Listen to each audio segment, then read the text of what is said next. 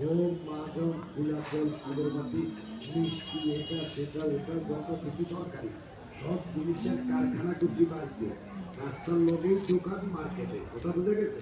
এবার আমার এখানে আপনি ক্রিয়াটা পর্যন্ত করে এইবার আমার এখানে গেলে আপনি সব জিনিসের ন্যায্য মূল্য পাইবেন।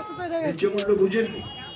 যেই মালের দাম বাজারে 1200 আমার কাছে গেলে 800, যেটার দাম 300 আমার কাছে গেলে 150। কথা বুঝে যাচ্ছি? পাইকারি দামে ইনশাআল্লাহ পাইতে হবে। আল্লাহর উপরে ভরসা রাখবেন, পাইতে হবে।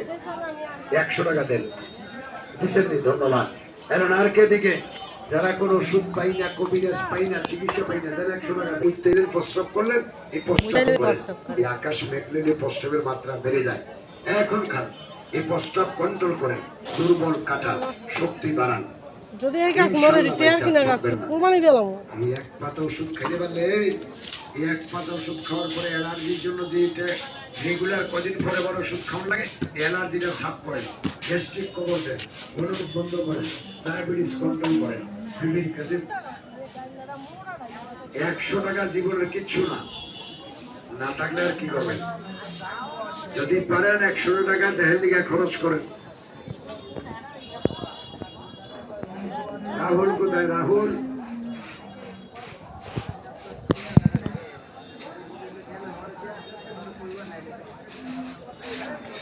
যারা কোনো সুখ পাই না, কবিরাজ পাই না,